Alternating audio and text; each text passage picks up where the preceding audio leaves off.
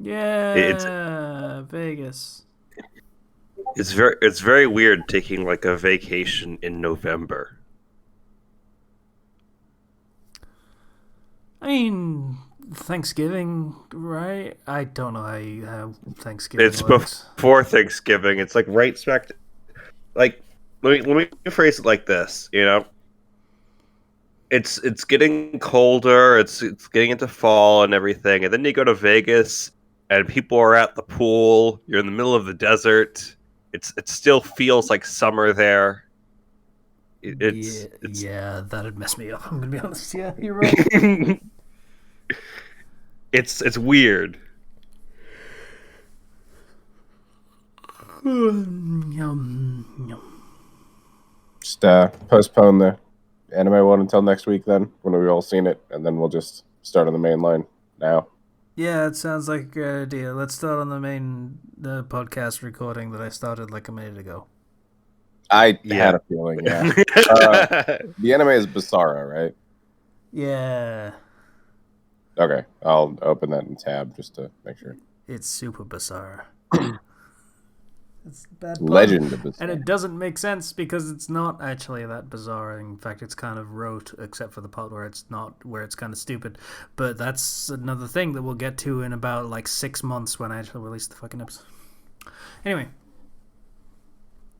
podcast. Hi, everybody. How's it going? What's up? Zah. Hello. Hello. Oh man.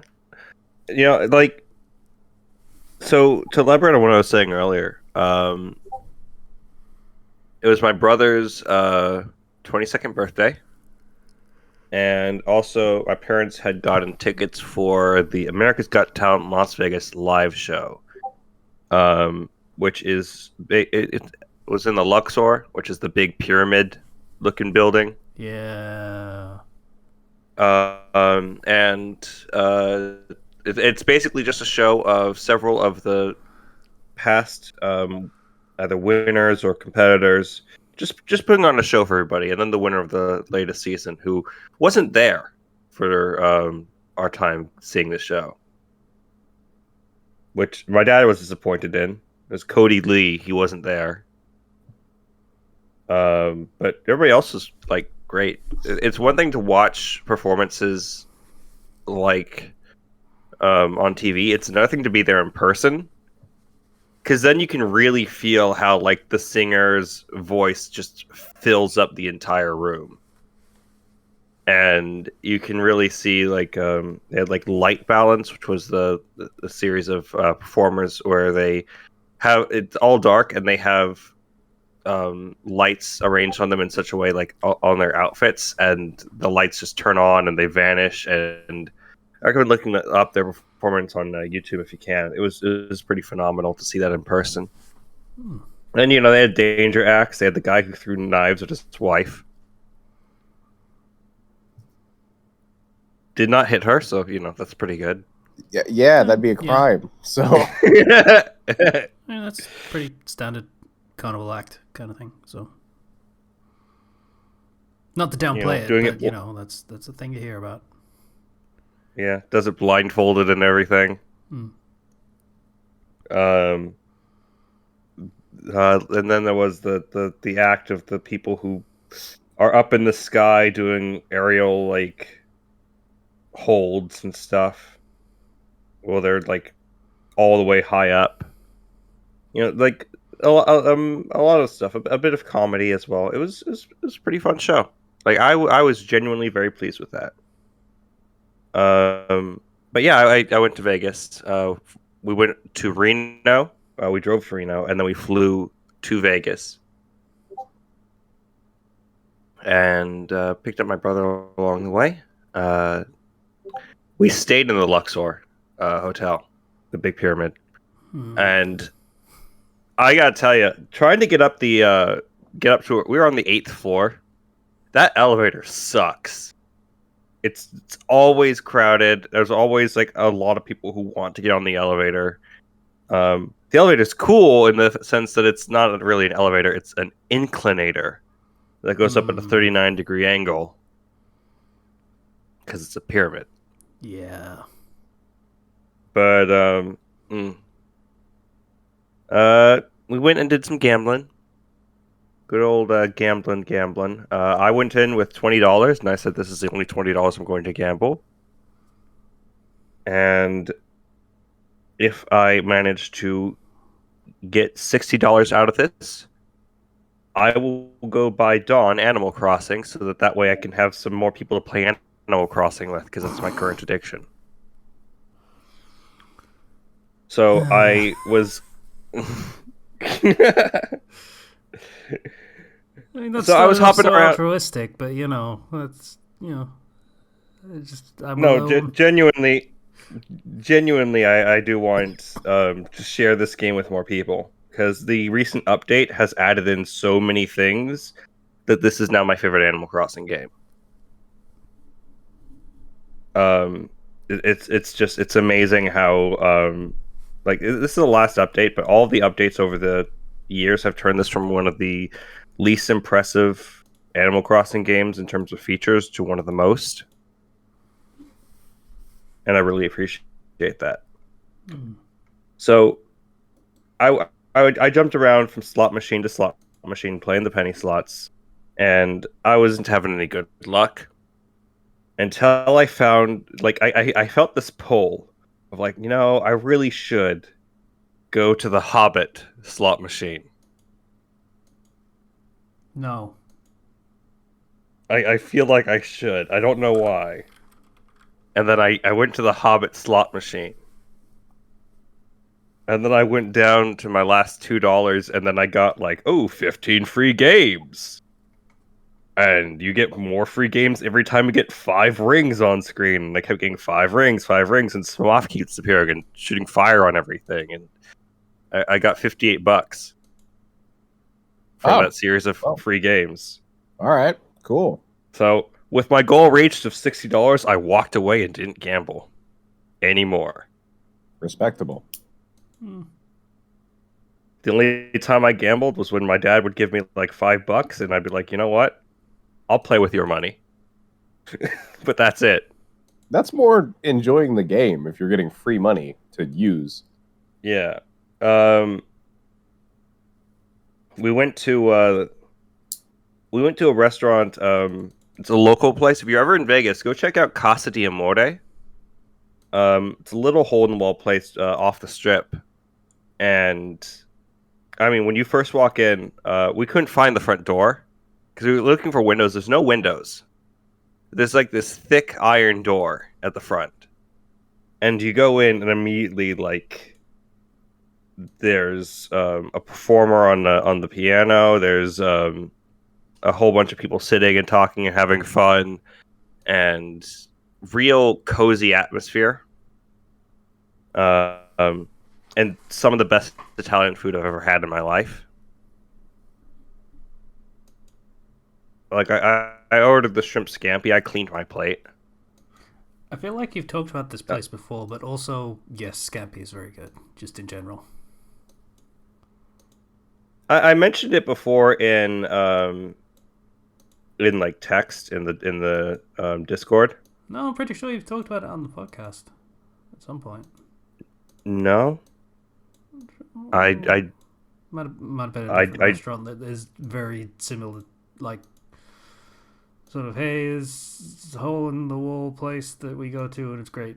Maybe, I don't know. Maybe I'm getting confused. I think you're getting confused.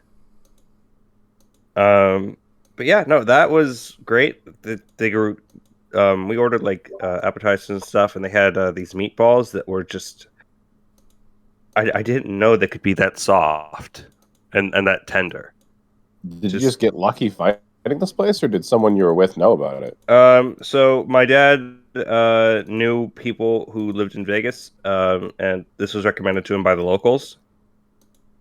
And yeah, like when we talked to the Uber driver, like rideshare guy, and we were like, "Oh, take us to this place." He's like, "Oh, how did you find out about this place?" Actually, wait, no. I remember how we found out about this place. Sorry. It wasn't my dad knowing people local. I got that confused with something else. So we found out about this place because my mom saw it on the Jersey Shore. That was the last thing I expected. I'll admit. What? And they said and you know, my mom and dad saw it and were like, the Italian food looks very good. Might as well try that place out. And yeah, no, it was fantastic. Mm.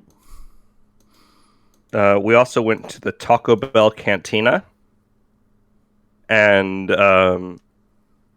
it's this big 2-story like Taco Bell building because my brother really loves Taco Bell. With they played music very loud there. It was really hard to stay in there. The atmosphere was aggressive. And they offered these big alcoholic, like twisty drinks. Like the actual drink itself was like 1.5 feet tall, but like the entire middle part was all twisting and like thin. Mm. So my mom and brother ordered that $22 drink. Jesus. And yeah, everything is expensive in Vegas. That's like 2 6-packs of cider. My mom got super drunk off of that. Oh, well, fair enough. Like she was not. I don't think she was expecting to be hit that hard by that. She didn't know what she was ordering either. She was just like, "Oh well, that looks nice." I didn't know it was the huge drink, and she drank it all. So I tried to play the protector of the wallet to stop my mom from gambling everything. I assume they didn't do what you did, where you set aside a set amount of money. They had a set amount, but I think they wanted to walk out with more than they did. Oh, yeah, that's or at least break even. Yeah, that's the trap. That being said, my parents often have the mentality of, oh well, you know, it's lost money anyways. We're not going to gamble anything. We're not prepared to. They usually set aside a budget as well. I was just worried that my mom would forget about that because she was drunk. And she managed to win pretty big on like a Little Shop of Horrors slot machine. And the slot machines for can I just mention how absolutely awful it is when you see certain slot machines and you're like, this is the worst. This is a nightmare. This is what Silent Hill has become, really. I'm looking at these machines and I'm like, here's the Willy Wonka machine, the movie where he punishes the greedy kids.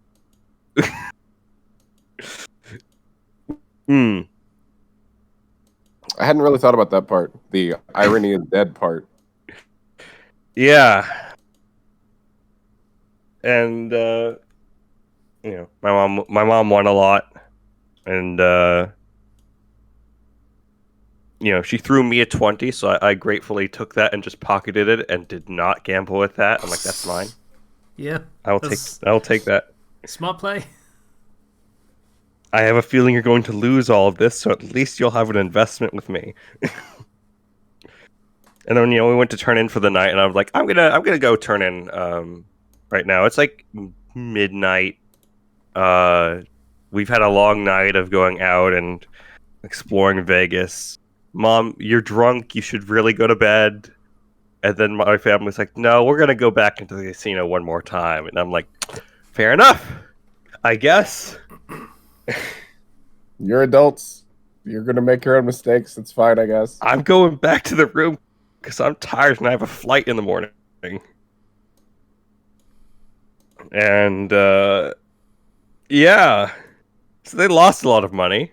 Oh boy. Quote my dad, going back in there after that was a mistake.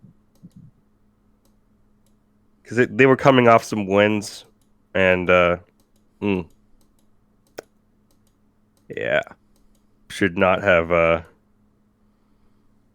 the thing I've learned from my experience with gambling is the second you get that big, huge win, just walk away. That's it. You're done. You get to keep that. It's time to stop now. You're just going to get arrogant at that point. Because, like, yeah, you might win again, but if you do win again, you're going to go and try to win again. And again and again. Until you have nothing left. But yeah, we went to the pool as well while we were there. Because it was suddenly just summer in the desert. It's always hot in the desert. And that was a weird experience. This is November. Can't get over that. Weather. It's freaky. Yeah, it is. Aside from all of that, yeah. I've been playing, a lot of Animal Crossing. I got Cephalo Bot to move into my village. It is a robot octopus. I'm satisfied. Okay. They added like 2,000 more items to this game, by the way. And like there are cars, tractors, huge vehicles, trucks, and stuff that you can get. Like, ooh, here's this luxury car that you can get that's all gold and fancy looking. It costs 300,000 bells. And you can drive it nowhere because there's no driving in Animal Crossing. There's no driving, but you can put it in a place to make it look fancy. Which, let's be real, is the real purpose of a luxury car. Yes. Yeah, basically, yeah. Yeah. It's 3 miles to the gallon. It's fucking great. Wonderful. It's just there to look pretty. It's a status symbol. Or to, get attention when you drive at places. Yeah. Anyway, the whole Vegas trip was it was fun. It was genuinely a lot of fun. I got to eat good food. I saw a very nice show. I stayed in a pyramid. I mean, what more can you really ask for? I walked away with more money than I went in with, so that's always a plus. Just be careful, boys and girls, when you go to Vegas. It is it's very easy to get sucked into the atmosphere, and it's really insidious how in casinos, just in general, they will give you free drinks if you're playing a slot machine. Yeah. So you don't they've definitely have to get up. Because the second you get up, the spell is broken.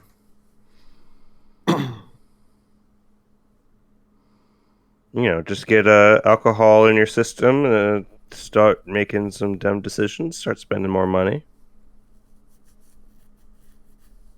And then you walk into the strip and just ignore the people who are just sitting between casinos asking for money.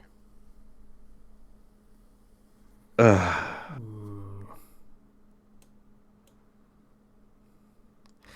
The strip is fucking weird. Just in general. Yeah. It's like there's one tiny place in the world where all of the would-be One Piece villains just sort of gathered to make their own individual supervillain bases. Like, here's a pyramid, and here's a fucking Roman, Greek, whatever, palace, or, Well, it's also the fact that all of these casinos are pretty much connected, so you don't really even have to go out onto the street.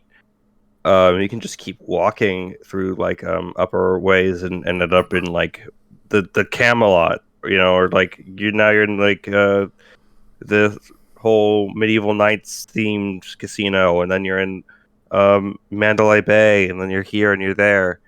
It's yeah.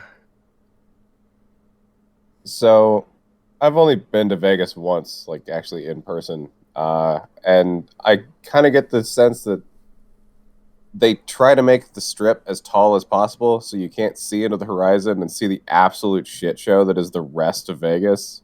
It's just a Yeah. rundown mess. So, like, talk about breaking the spell. Just don't look over the buildings. Don't look through the between the buildings and see the rundown slums that are the rest of the city. Don't Yeah. don't. Well, there are nice neighborhoods in Vegas.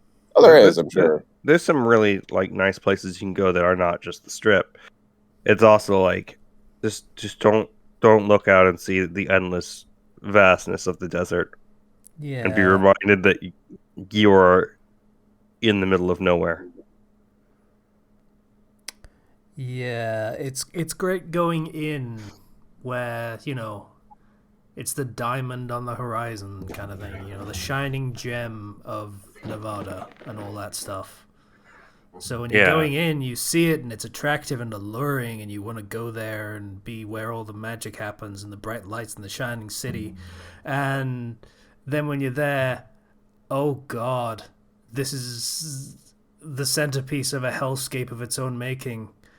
Oh dear lord, why am I here? I've fallen into like I am the proverbial moth that has flown into the flame. Oh boy. Everything costs so much money, especially the alcohol. So somebody who doesn't drink alcohol, that means, bully for me.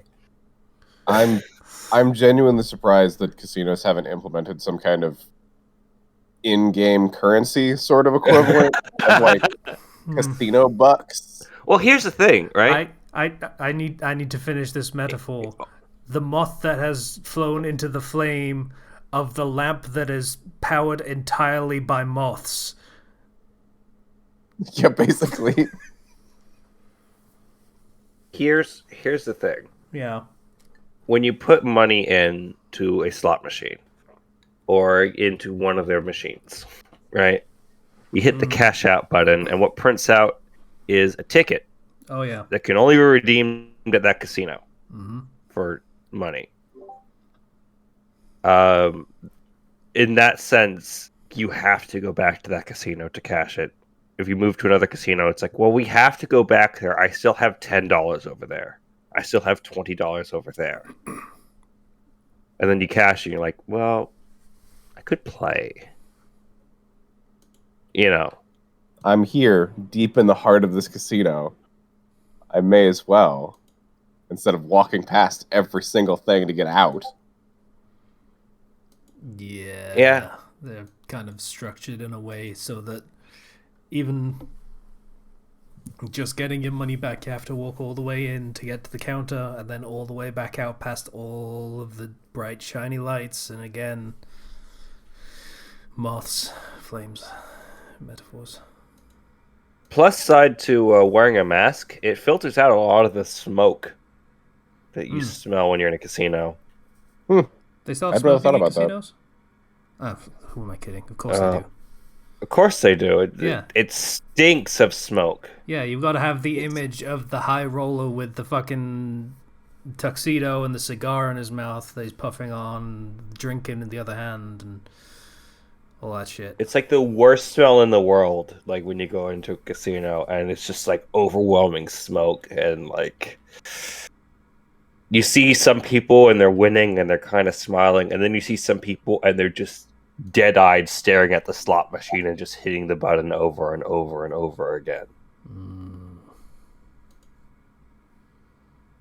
So yeah,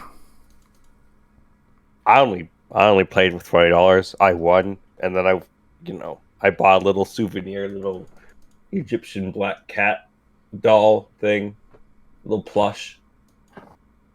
That was pretty nice. I had a good time.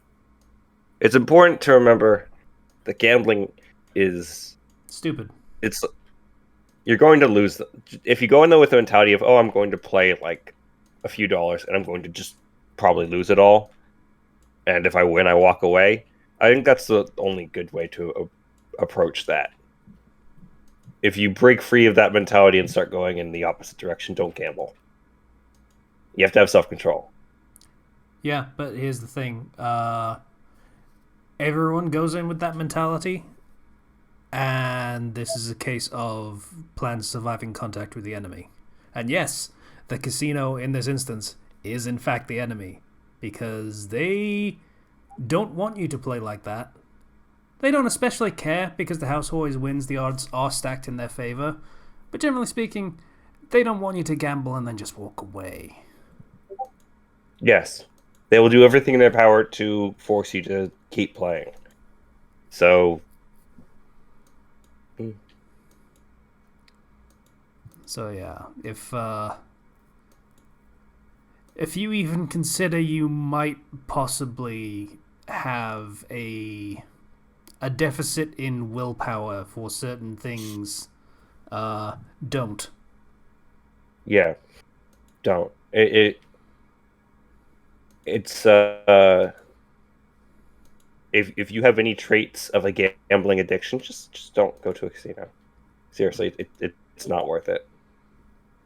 I have pretty strong willpower with large amounts of money, but like I nickel and dime myself real bad. So I just spend a couple bucks here, a couple bucks there, and that's all of the temptation. So yeah, it's not something I should do. Mm-hmm. Yeah, it's no coincidence that slot machines almost 2-1 deal in quarters.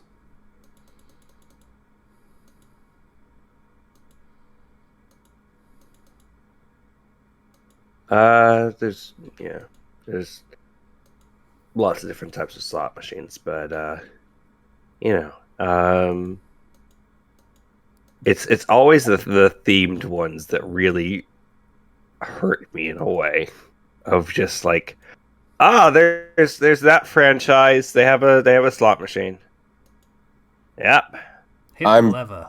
I'm actually really glad Pachinko isn't a thing here. I would probably have a Pachinko addiction. I absolutely would, because I fucking love Pachinko. Like, just as a game, I like watching it. I like doing the thing to do the thing. It's a more engaging as a game because it is better at tricking you into thinking you have control. I've never actually played Pachinko. Yeah, that's the thing that most of these of casino games, and to bring it to video games a little bit, loot boxes and stuff. The brain is designed to find patterns in things. I've talked about this before. Like, some people this is common knowledge, but the brain wants to find patterns in things. So it'll have flashing lights, it'll have sounds, it'll have, patterns of how the thing moves. So your brain will track all of this stimuli and try and find reason in random chance. And that's what, ends up with people deciding they're on a hot streak, and then they spend $1,000, and no, it turns out they weren't in fact on a hot streak. Their brain had just convinced them that they had. Yeah. And Pachinko is, I feel like, better at that, because slot machines, it is so very clearly random. It's so clearly random because, Yes. The real spin, and there is no way for you to have any input other than hitting the lever. Hit the lever. But with Pachinko, a lot of the time you decide where the ball goes, like the starting point. That's how a lot of the machines work. Not all of them, but a lot of them. So it feels like you have control over the outcome because you decide the starting point. You have a little bit more input in how the game plays out. So that engages the pattern forming brain part of your brain even more. Mm-hmm. So that's why I like that game, and why I should never fucking play it. Like, never, ever, ever should I allow myself to engage in that particular game of chance of gambling, because it would be really fucking effective. Yeah. the fact that most of them are also essentially basic video games, so you can progress the story. Yeah. If you just buy another bucket of balls or whatever.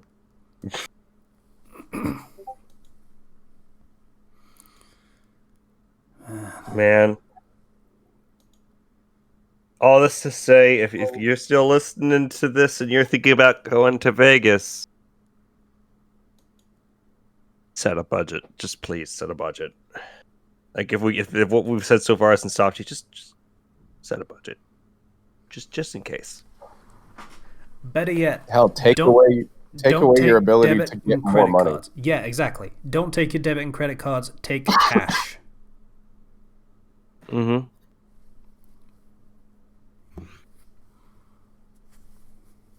Oh, well, yeah, that was basically my week of going to Vegas, playing a little, saw a good show, had some good food. I gave my brother Metroid Dread, and he was very happy about that because his roommate just won't shut up about Metroid Dread to him. I'll admit, every Metroid fan I know has been raving about that game, so I can relate. It's a good game. I've heard. Yeah, I think that about does it for my week.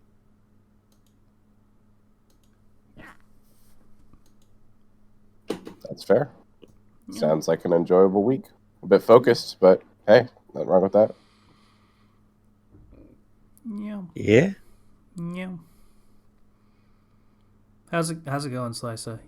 You're medicated currently, is my understanding. I am. So, about a week and a half ago on a Friday, both my mom and dad got sick. My dad on Thursday and my mom on Friday with some very familiar symptoms. A little panicking, but everyone in my family's vaccinated. I'm boosted. My dad is as well. Because I work at a hospital, but he was lucky enough to get in because he's like 3 times essential because he works a bunch of different jobs. So I let my boss know, hey, I'm probably going to start displaying symptoms soon. So sure enough, on Monday, or the next Monday, started displaying some symptoms. And so got tested. So on Monday and Tuesday, it really felt very familiar to the second dose of the vaccine. So it's kind of strongly suspected I had COVID. Test came back negative, which was shocking because I still felt like shit. And got checked on the doctor on Wednesday. And it turns out I just had a really, really bad cough. And then everything else was spreading from that.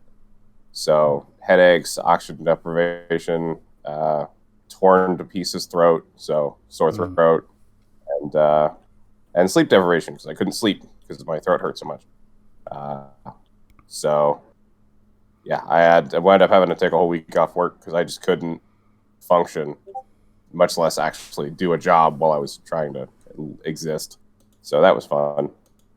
But so that was a lot of my week was being sick and trying not to die.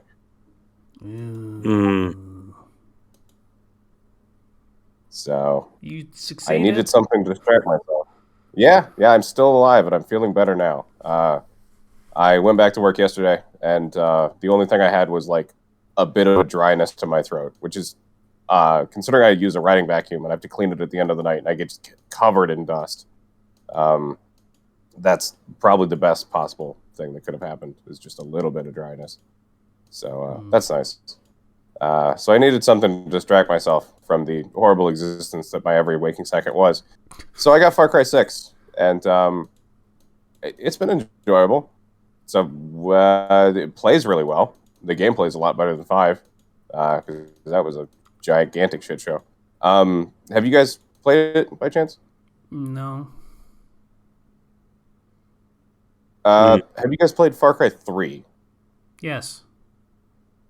Okay, with Voss and he's the important part of the game. The other guy. He's the other guy. The other guy. You remember the skill system with the Tatao, the arm tattoo? Mm-hmm.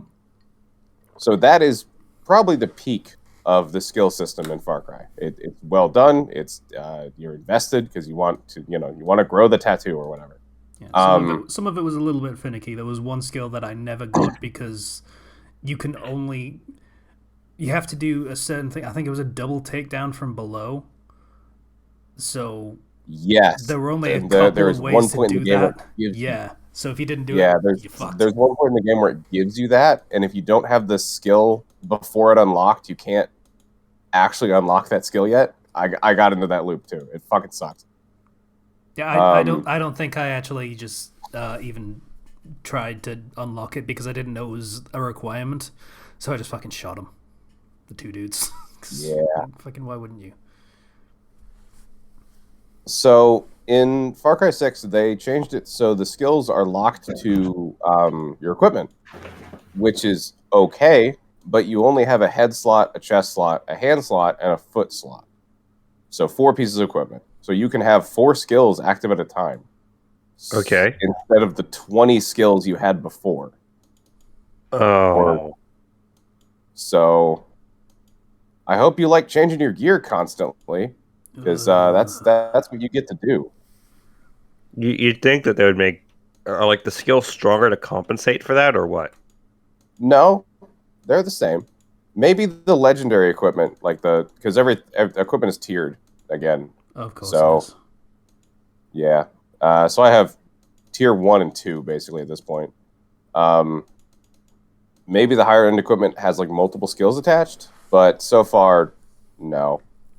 It's a pretty massive downgrade. I found shoes that make my walking speed much faster when I'm sneaking. These shoes are never coming off. I essentially do not have a foot slot anymore because they're just so good. But that also means I can't use any of the other foot items that are also good. So it's a bit of a mixed bag on that front.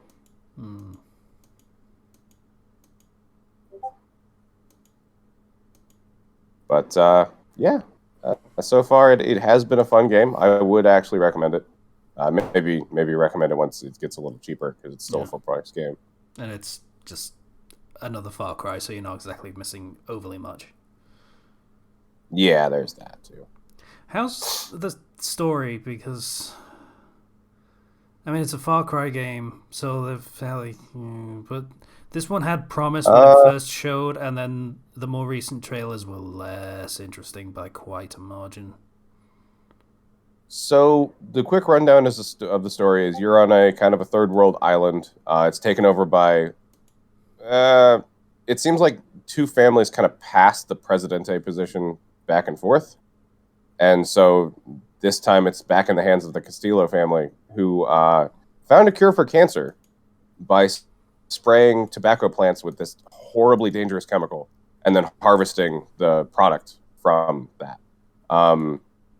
Instead of safely farming this cancer cure, they decided to just use slave labor. And so everyone farming it dies because, it's really dangerous.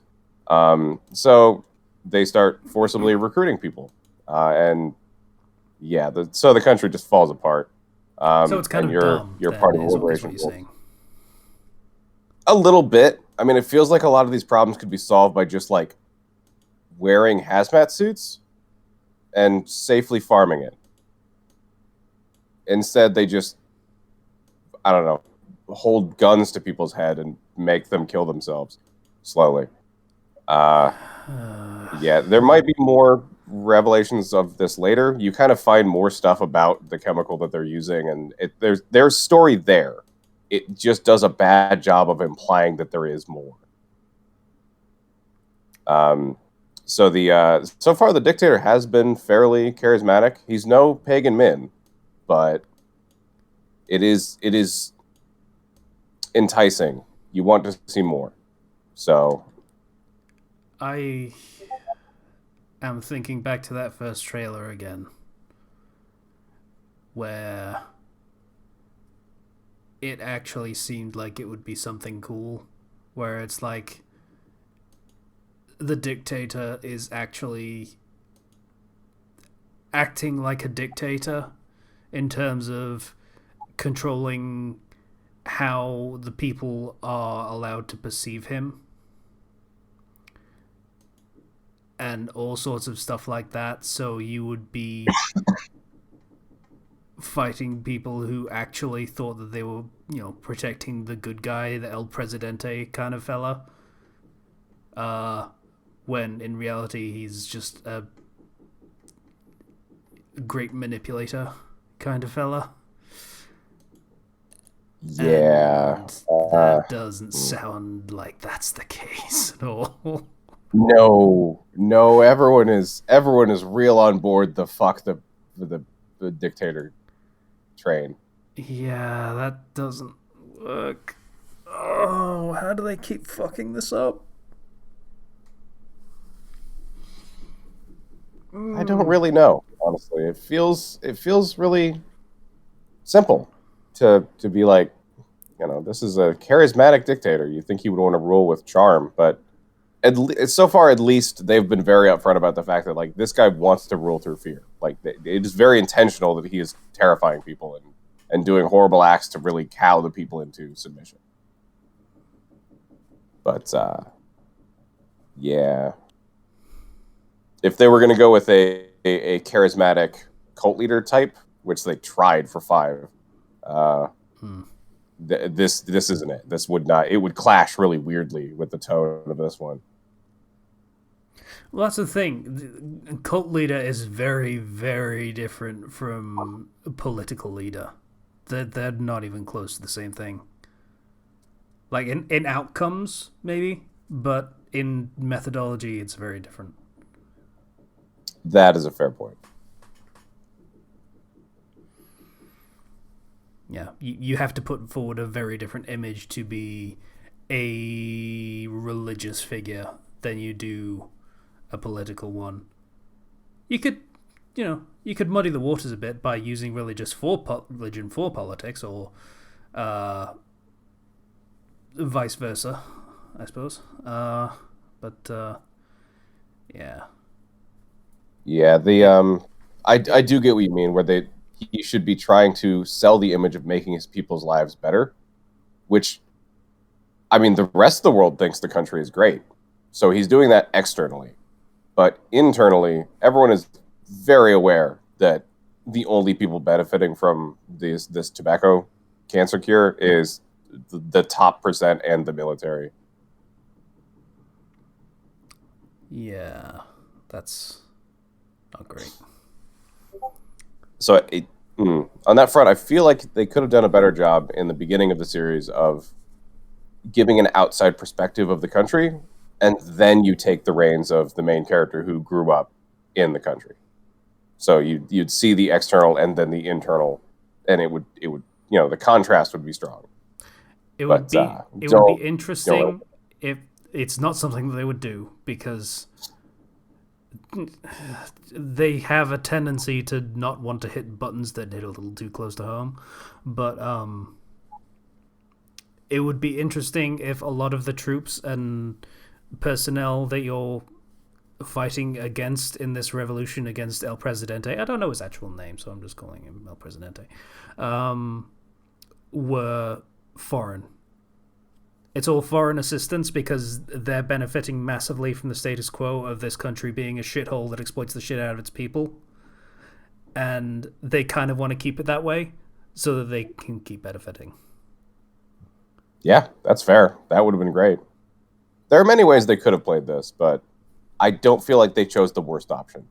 Yeah. That's fair, I guess. It's not glaring enough that I don't want to engage with the story. I do actually want to play story missions to see what else is happening. So that's nice. That is 5 was real bad. There is actually a couple of tongue-in-cheek references to Far Cry 5. It's I don't want to spoil them because they're very quick and very simple, but like there's a couple things. So if you don't like 5, is it someone tries to abduct you and it's in a cutscene, but then you just completely no-sell it? Because that'd be pretty good. I wish. That would be amazing. Yeah.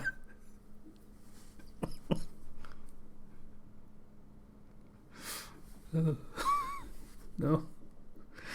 It worked really well for Voss. So they're just going to keep trying it until the magic happens again. Just keep capturing. Eventually, it'll work. But I think. Oh, I saw Inside Job. That's it. That was the other thing I did. Which is oh god, how do I even describe the show? There is actually a secret government, and all conspiracies are true, and it's a really shit company that is borderline incompetent doing all of it. And the show follows a woman who's very introverted and hopes to be the next leader of this company. Those two very intelligent, but just those two things don't gel together very well. They don't. They do not. And it is very entertaining to watch. I'm badly selling this show, but honestly, it's on Netflix. Look it up. It's Rick and Morty-esque in some ways, but not as. I have heard about a lot of Netflix animated comedy shows recently that are not what I would call recommendable. So you're saying this is one of the good ones? Yes, it is actually really good. Okay. What was the name again? Inside Job. Inside Job. Okay. I first heard Inside Out, and I was like, "Wait, I can't find." Yeah, you did say Inside Out. I did. I mixed it up with the movie. So, I believe that's everything. It's been a very brief but very long week.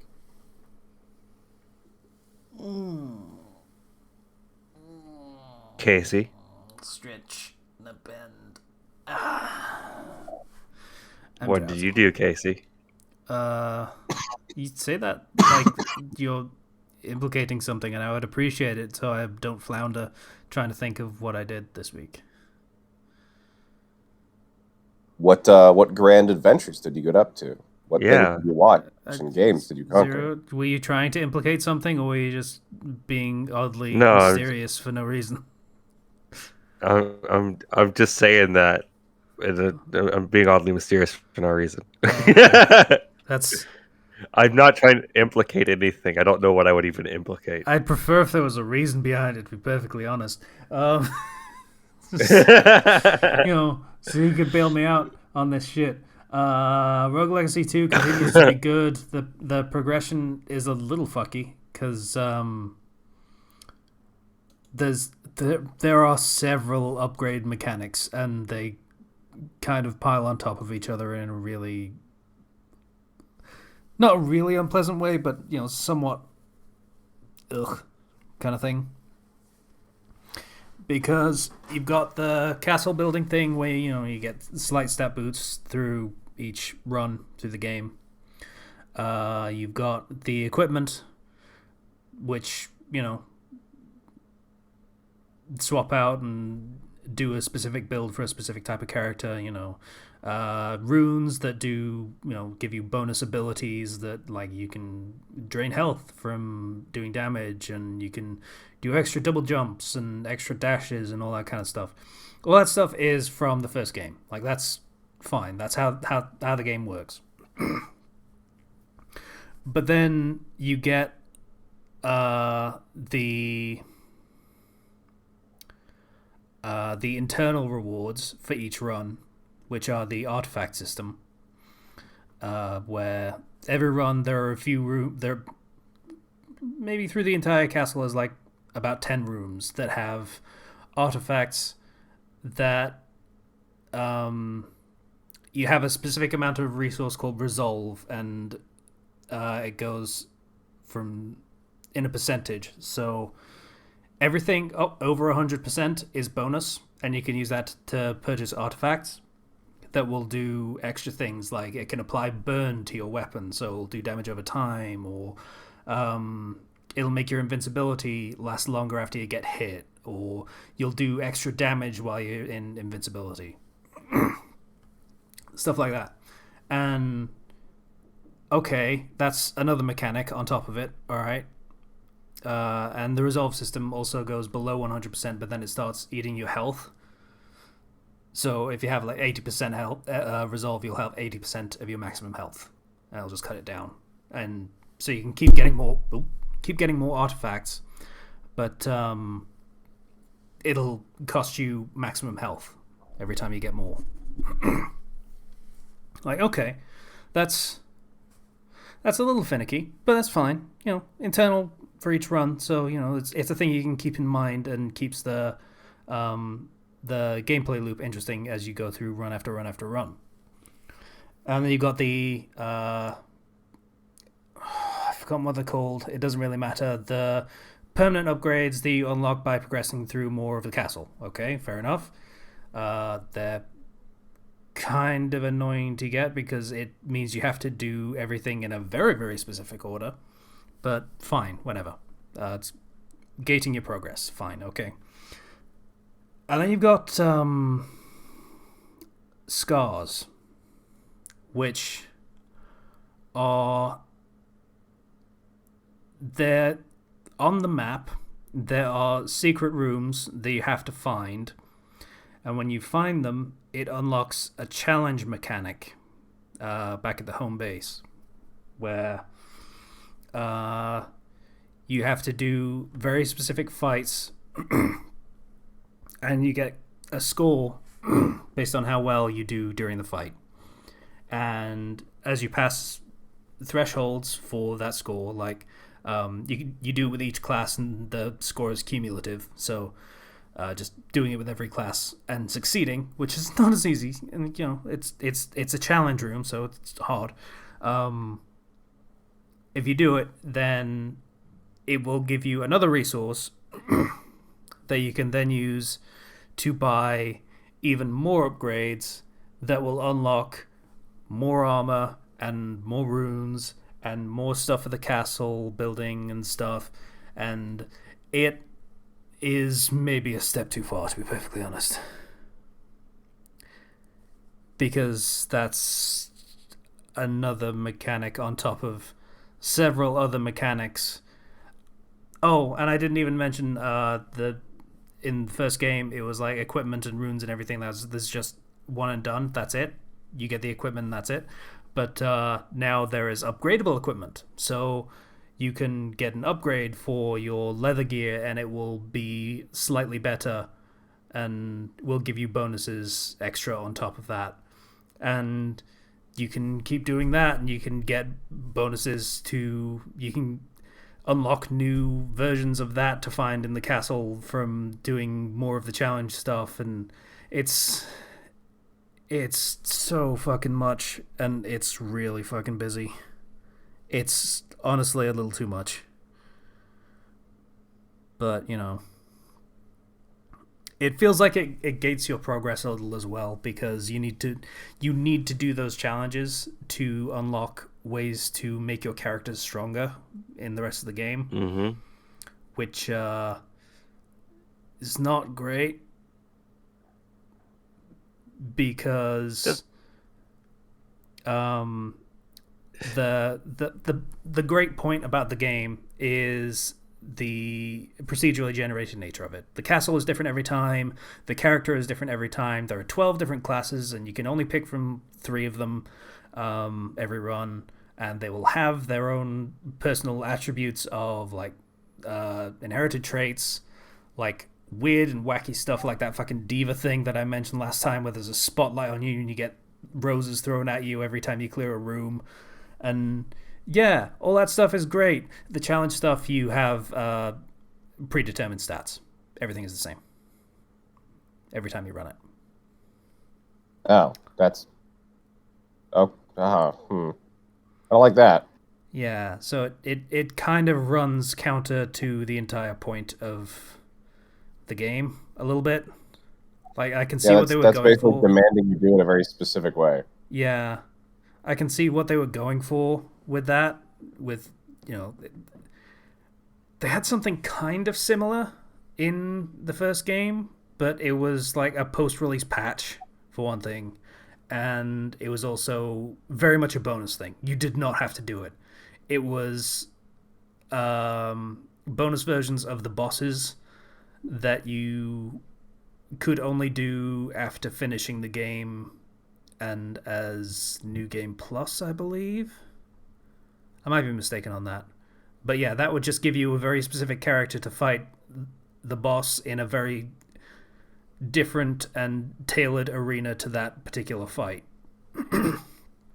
So it would force you to use specific mechanics to do the boss fight well and survive it and win. In this, it's not optional anymore. So that's kind of not great.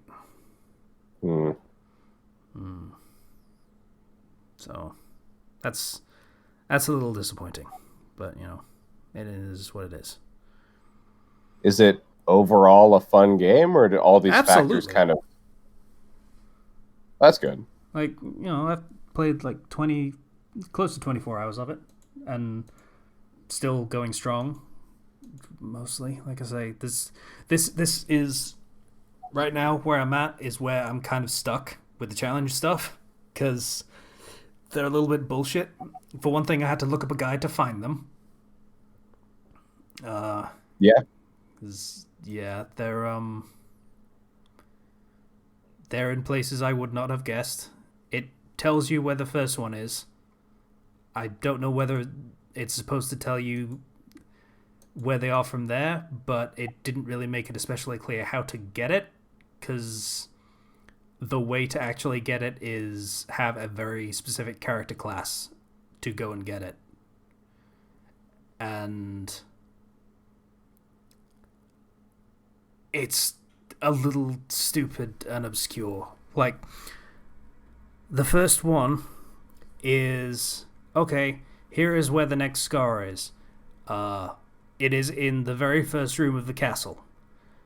And the next time you go back there, you see, okay, there's a little red light in the room. And you jump at it, and you're like, okay, well, I can't do anything with it. I'm going to try hitting it. Nope, can't do that. What you have to do to get it is play as the ranger class, which is the archer, who has the ability to create a floor underneath them. So they can jump and then do the special, and it will make a floor underneath them that they can use as a perch to, shoot from, which, it's an interesting idea. Not especially effective, in my opinion, but, whatever. And then you stand on that platform, and you can activate the thing, because the way the game works, you need to be standing on something to activate an object. You need to be standing level with it.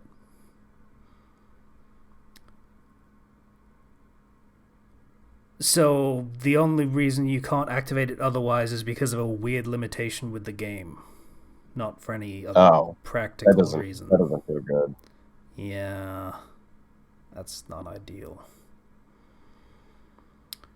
So that was a little irksome. I mean, it's early access, so it is what it is. I might actually just put together a thing and post it in the discussion as like thoughts for how some of this stuff is. Yeah. I'm sure that would help a lot, actually, like a nuanced critique of the current systems and how they don't quite mesh together. Yeah, and there's just a lot of them. And then I get yelled at by all the people on Steam forums because that's how forums work. But probably, but I mean, the game devs might appreciate it. The people who actually matter. So, yeah, that's still a fun game that I'm still enjoying. Unfortunate that I'm running up against a little bit of a wall, but whatever. Oh boy. Last week I talked about, last week is a couple of days before last week, but as far as the podcast that came out early this morning. I suck. It all counts. It's all good. Yeah, it's fine. I released the chapter that I was really, really looking forward to releasing. Hey, Zero. It's not the sound that I was expecting to release on doing that. What happened? Zero, you remember when I said hey, I can't wait to release this because it's something I've been so looking forward to releasing, and it's gonna Yeah. be so great. Unless it isn't, Oh, which based on like how things went last week is a possibility, and that would suck. Remember when I said oh that? no. What? Yeah, what happened? Oh, okay. So there is a plot point in one of my stories that I actually talked with Zero about a little bit after recording at one point because I thought it was really cool. To be honest, that's pretty much why. Um, Hmm. so it's My Hero Academia fic that I have been writing for quite a while now. Where at this point in the story, the protagonist is a piece of shit, but is slowly becoming less of a piece of shit. All right, classic. Yeah, it's a fun one. And because he became less of a piece of shit over the course of several chapters, he gets caught by the villains during the summer camp thing and gets taken to see All for One. Not for any, like, personal reason, but because he has an interesting quirk that they're very interested in. Yeah, that makes sense. That's pretty on in character. Yeah. So I had a whole sequence with, those two characters meeting and interacting, and, All for One being his charismatic self and all that stuff, and trying to get the dude on side, and the dude figures out what he's doing because of context clues. One of them was a little sloppy, which someone pointed out, which is fair enough. But, yeah. And in the course of this, as testing the weirdness of this guy's quirk, All for One gives him another quirk to see how he reacts to it. Very favorably, it turns out. And so all of this plot stuff that I had been building to for several chapters, and all this like interesting character dynamics, and the character making great strides personally to be a better person and to not fall for bullshit. All that stuff kind of gets thrown to the wayside because people thought the quirk that he got was shit. What's the new one that he got, and how did it complement his existing powers? Dragonfly wings, and generally speaking, it doesn't. Oh, fair enough. Yeah. It's just a shitty power that All for One happened to have, and was like, yeah, I can give him this. See what happens. And yeah, all I got was comments on how dragonfly wings are girly, and wow, that was disheartening. Like, holy shit, all this work doing character building and all this stuff, and it's just down to fuck. That's a lame power. Fuck. What's the point? I suppose the solution here would be to, in universe, have someone say something like that, and then he kills them, or just beats them somehow, or something to that degree. Yeah. Oh boy. That does sound disheartening, though. Honestly, Yeah, I get the point where All for One is just like, yeah, I got this. I guess let's see how you handle two quirks at once. It doesn't matter what it is, and he just gives him that. But yeah. So yeah, that was a fun couple Honestly, days. Yeah. honestly, the coolest part about dragonfly wings is how fast that they move. Like, I feel like there's still a lot of potential with that idea, but I don't just don't think people understand how broken flight is.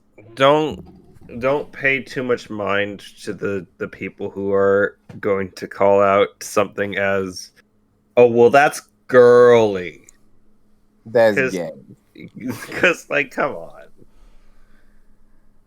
Yeah. They're only seeing things from a small picture point of view. And also it's just kind of it's an ick response, you know? Well, to an extent, I can see where they were coming from. Like, it was a bit like pulling teeth, and granted, it wasn't me pulling the teeth in this particular metaphor. It was other people that were like, "Hey, this is a really fucking shallow critique, so let's actually dig into this and figure out what people are actually saying." Was that he's sort of a manly man type dude, kind of, in action, if not appearance. Yes. Because, you know, it's a QQ fic. He goes through several of the female characters in the course of this story. And he is a generally asshole-ish piece of shit a lot of the time. His main fighting strategy is to let someone beat the shit out of him and then beat them harder. Yeah, it's fair. So Tank thing to do. yeah, I can see where people might have gotten the impression that he is just a Superman type dude who, you know, is a big muscular brick. It's not really the case. It's not how he looks, but it's hard to convey that through text, obviously. Yeah, unless you like commission from art or something. Yeah. So I can see in their mind's eye that he has the appearance of being very different to what he actually has. And his attitude, you know, is very rough and tough kind of guy who has had a rough childhood and rough upbringing. So I can see where they're coming from in that standpoint. I wasn't really I can thinking see about how that. you would kind of build. I can see how you would build that kind of audience expectation. Yeah. So that's what people would expect. Yeah, that makes sense. So yeah, I wasn't really thinking about that though. I never really thought of Dragonfly Wings personally as effeminate, I guess would be the word. Yeah, because that's stupid. They're what? They're insect wings. What? Yeah, so that kind of blindsided me. I thought, okay, flight. Also, it's an upgrade. It's a flat upgrade. It's not a great one, as you know, I'll get to as the story goes on. But you know, it's definitely an upgrade, but it's not a game-breaking upgrade, which is kind of the point. If it was too good, All for One wouldn't give it up. Of course, you fucking no, it's a straight line utility that maybe is a little fragile because I mean, insect wings are thinner than paper, kind of deal. Yeah. So I was thinking, okay, flight, cool, upgrade, obvious, not game breaking, and also kind of aesthetically good, but not, you know, it isn't massively impressive on the face of it, which is, you know, as far as character design ideas go, that's kind of his thing, because for the entire story so far, people have commented on, hey, you don't really have the look or the presence, I guess, of a hero. Because one, he's a piece of shit. You look two, boring. Yeah, he's boring. Like, he's a dude. He's got, you know, anime-colored hair, but other than that, he's just a fucking dude that takes punches really well and punches back really well. So, you know, for as much as there were complaints about him not fitting the new quirk, he also didn't fit anything else either because he didn't have anything. So this was an attempt at starting to build an actual image for him. You know. I don't know. I just it was a rough couple of days trying to figure out where all this was coming from and where it was going, and a bit of a learning experience, I guess.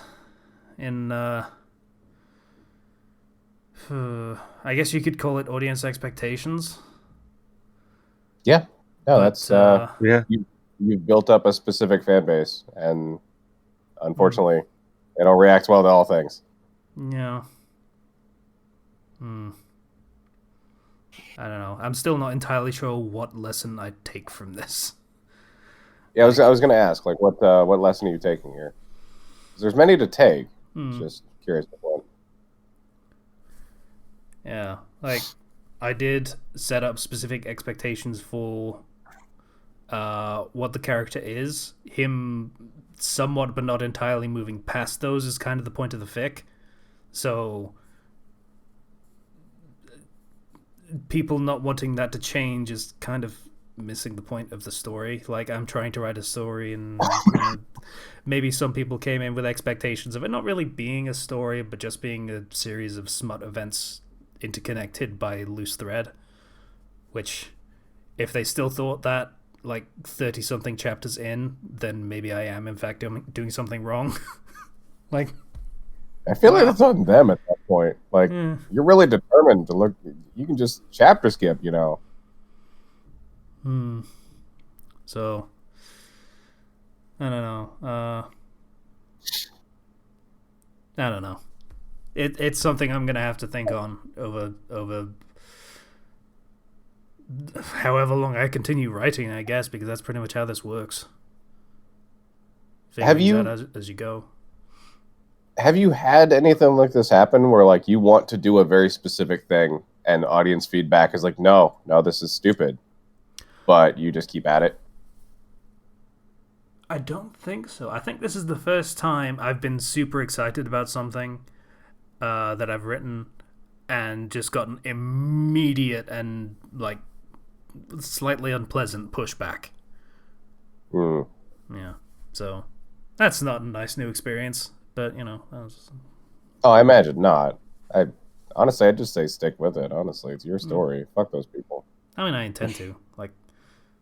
I've been doing this too long to just give up on a story just because people said mean things. Come on, it's over a decade now. I was assuming at most you would just yank the power away somehow. I wasn't assuming you would abandon the story. Yeah, no, fuck that. I'm going somewhere with this, so I'm gonna keep going with it. So awesome. Yeah. Sometimes, as well, there are knee-jerk reactions to decisions that you'll make that will later on be okay, now I understand. Yeah. So you got to be careful of how you react to those knee-jerk reactions from your audience, because people are always going to kind of assume the worst. You know what's funny? I got built up even more for this, thinking it was such a fucking great thing and that everyone was gonna love it, because you know what? When I posted it on Patreon, because it goes up a week early on there, I got a comment from someone basically saying, hey, so I'm totally sorry about being an asshole in a previous chapter. I get what you're doing now, and I see where it was all building to, and I was totally wrong, and I'm sorry about that. And I'm gonna be honest, I had to look up his original comment, and it was, he was actually not as brutal as he was maybe making himself out to be. But yeah, it was okay, this was good enough. I actually completely pulled this off because I've brought around people that were starting to feel that this was going down a path that they didn't like. I've brought people back around with this chapter. I'm doing this. It's good. It's going great.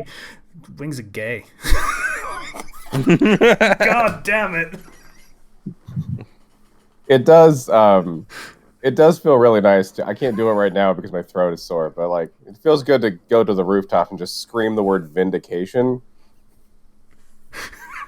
It's good. It feels nice. But yeah, like I was vindicated and everything, and then immediately pushed back from literally everyone else. God damn. They'll come around eventually, or not. Yeah. Who knows? Or they'll just be salty forever about some insect wings. Who's the real winner here? So yeah, that was an interesting experience. Much better reaction to the chapter that came out this week, though, so that's cool. That's good. But dragonflies are cool. They are pretty cool. I always like dragonflies. I like dragonflies. Yeah. They're not lady beetles, that's for sure. Fuck lady beetles. You mean ladybugs? No, lady beetles. They're a Japanese ladybug, and they're horribly invasive. Ah. We get a lot of them around here. I wasn't aware of that. Oh. Yeah. Got to play with dragonflies once. There was some in the garden. And just like landed on my finger. It was cool. Sweet. I didn't want to interrupt, by the way. There was one other thing that happened in my week. Oh, shoot. Turns out T-Mobile is doing internet now, which it's a phone service. T-Mobile's a phone service. Yeah. So they shipped us a little internet box. It's $50 a month, which is not bad considering we were paying $95 a month for our internet, which didn't work.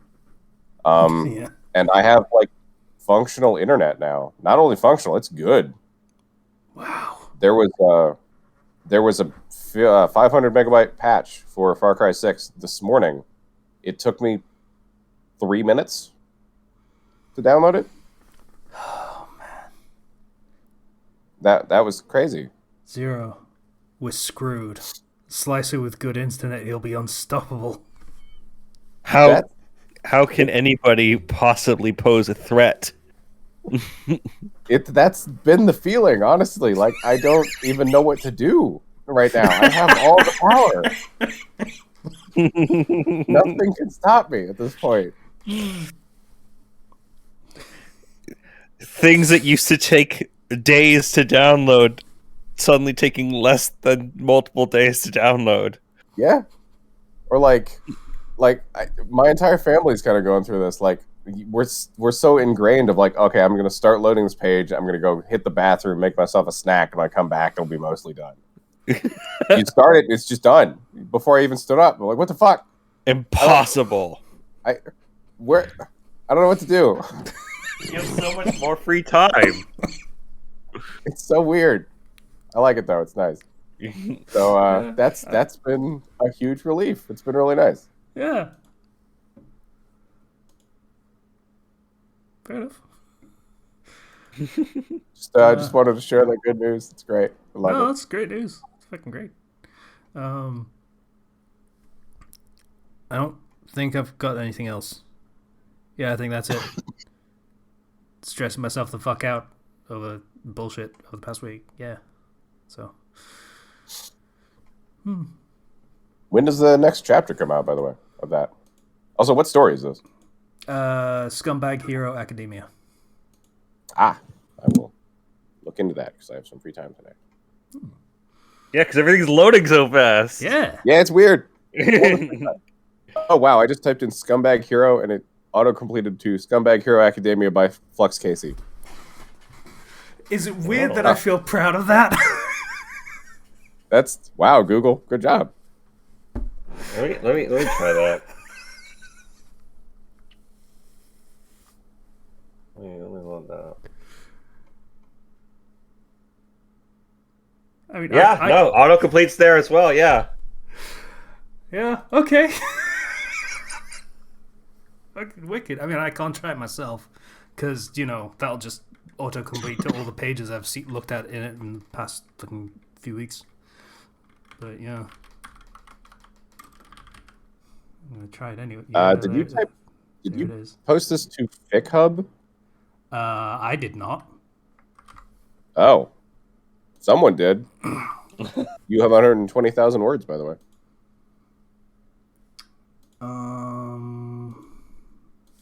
Bear with me. I'm going to pull up the thing. By DCPG Psych. I have 130,000 words, actually, but all right. But it's by chapter 31. There's 120,000.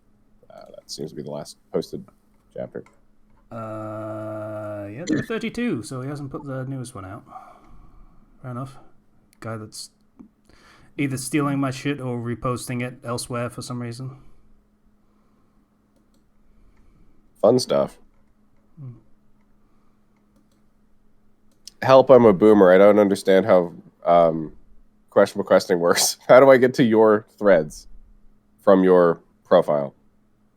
Bear with me.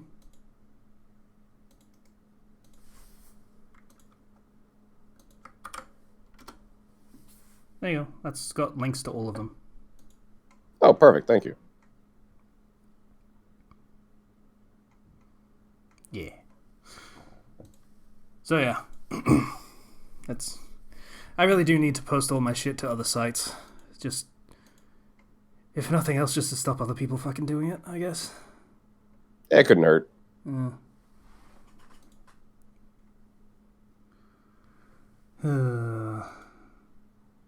Yeah, it's a weird thing to think about.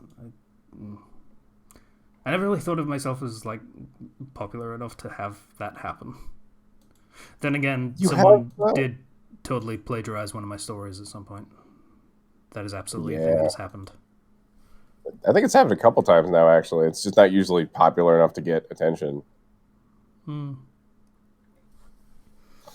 imitation, I mean, not the original. Like, there was one that someone pointed me at, which was a section from my Fallout Game of Thrones crossover, which was like a whole sequence of one of the characters pointing out the protagonist's attempts at making a worthwhile trade port were complete garbage, and they just lifted it basically word for word. Oh, fun. You know, so it's imitation, flattery, and all that shit. I don't think it's really imitation when they're just copy pasting. CVCCC or whatever. CVCCCP? Yeah. Okay. CCCV. RESPECT? I've lost Tell me, the what plot. does that mean to me?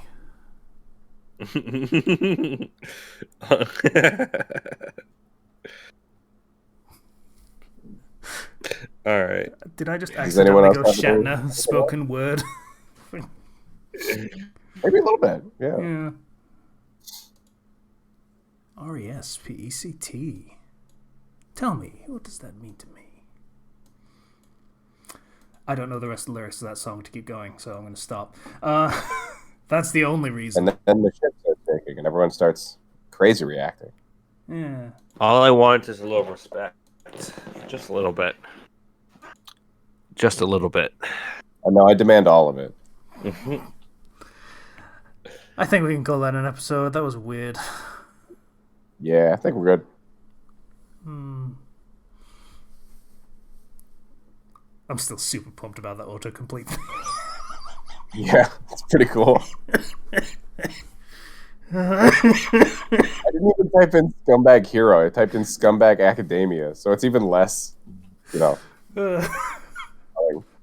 Wicked. All right. So that's the podcast. The fucking Discord link in the description. Patreon link in the description if you feel like it. We appreciate it. Yeah. So thanks for listening to the podcast and stuff. Thanks for listening. Don't gamble. Type in the names of my stories. See if they autocomplete. Give me another name. Fuck. Shit. I mean, Slice has got the thing up. Bring the heat. Bring the heat. This one does not autocomplete. Aww.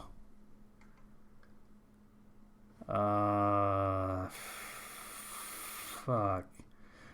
A lot of these titles are a little generic, so it's hard to say. So I was trying to. I'm running through the list trying to find a unique one. Crimson Immoderation. Crimson in moderation. Immoderation. IMMOD-eration.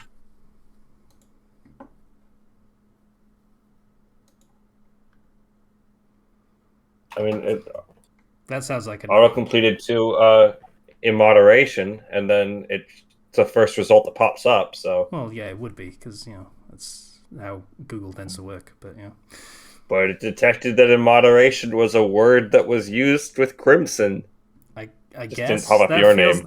That feels like a stretch, though. That's not as cool as the whole title and my name coming up. So we just got really lucky then. Yeah, it's fucking cool. Anyway, podcast over. Bye, everybody. See you guys.